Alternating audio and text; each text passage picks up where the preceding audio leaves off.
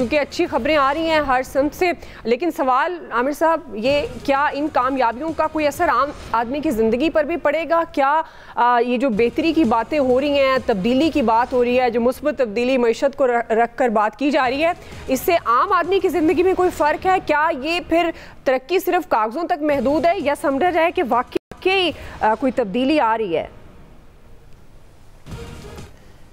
देखें, जो अबतरी थी वो बेहतरी की तरफ जाना शुरू हुई है, इससे ज़्यादा कुछ नहीं है। अभी बहुत कुछ करने का है। अगर हम PIA के मुनाफे की बात कर रहे हैं तो उसको आप इस तरह देखें कि जो उसके खसारे थे प्राइवेटाइजेशन का अमल शुरू करने से पहले वो विद होल्डिंग कंपनी बना के उधर शिफ्ट कर दिए गए थे।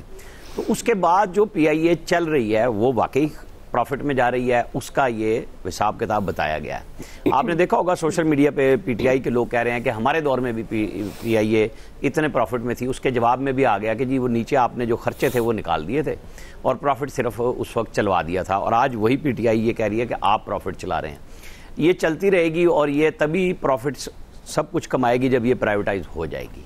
अदरवाइज़ तो ये सफ़ेद हाथी है, बाकी सफ़ेद हाथियों की तरह सरकारी इदारों में जो कुछ हो रहा है अल्लाह ही बचाए कि यहाँ पे कैसे कोई काम चल सकेगा। क्योंकि हम सब से वो इदादो शुमार भी आए हैं ना आज कौमी असम्बली में ही कि कितना टैक्स तनख्वाहदारों से लेके लिया गया है, इनको चलाया गया है।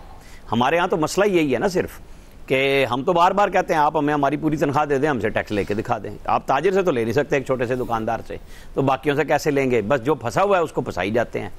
तो अच्छी खबरें हैं, इसमें कोई शक नहीं है, इस सेंस में कि आपकी मिनरल डेवलपमेंट जो हो रही है उसके ऊपर आप लोगों को लेके आ रहे हैं। उसमें लोगों को ट्रैवल एडवाइजरी एक आई है कि इंडिया से बेहतर पाकिस्तान को करार दिया जा रहा है।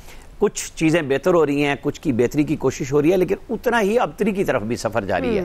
हाँ, जो पाकिस्तान के अंदर किसी चीज़ को ठीक नहीं देखना चाहते वो हर वो काम शुरू करा चुके हुए हैं जिससे दहशतगर्दी का फ़रोग हो, पाकिस्तान के अंदर इश्यूज़ बनते रहें और यार लोगों के माल बनते रहें।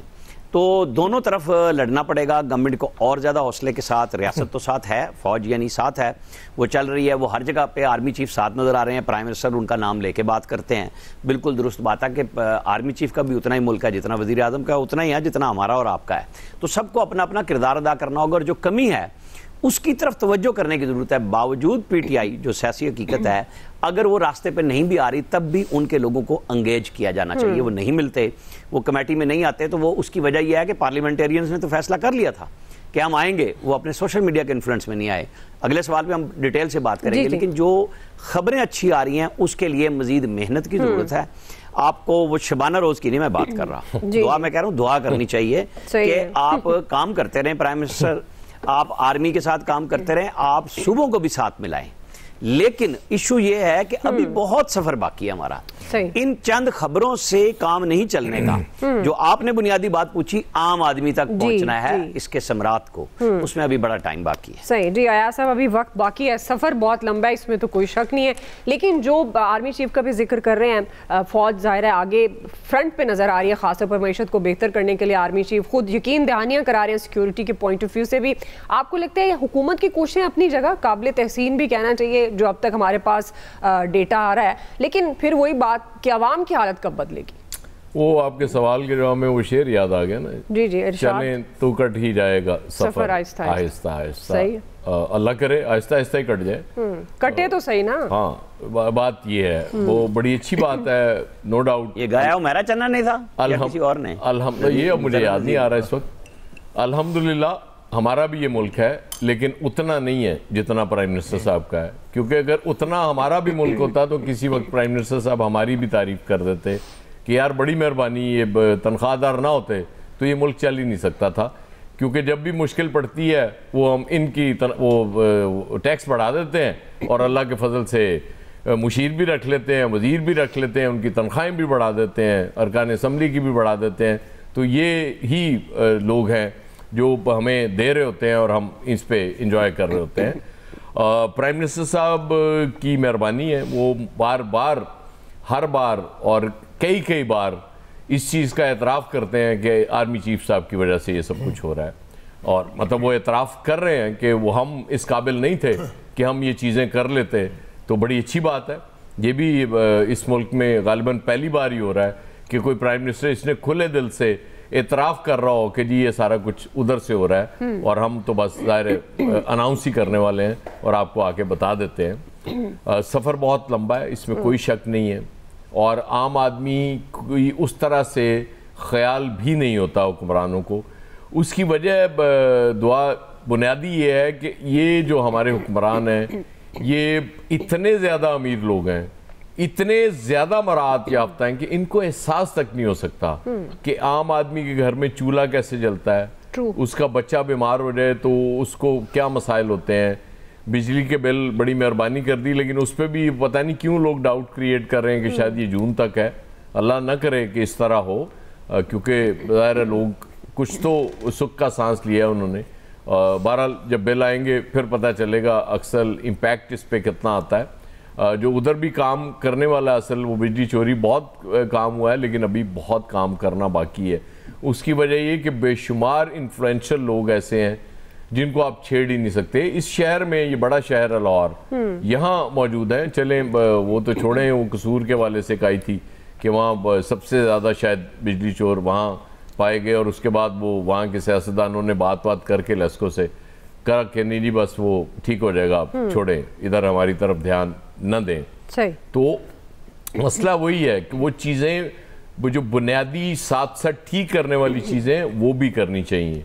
रेकोटेक नो डाउट वो आपका जो जुर्माना हुआ था मुआफ़ हो गया, आप इसलिए आप इस काबिल हुए कि नए माहदा भी आपने कर लिया, और उसमें से ज़ाहिर है वो अल्लाह करे वो सोने और तांबे के जो ज़खायर निकलने हैं उसमें से थोड़ी सी चांदी कोई आम आदमी तक भी पहुंच जाए। ज़ाहिर है सोने और उसके ज़खायर तो आप तक नहीं पहुंच सकते।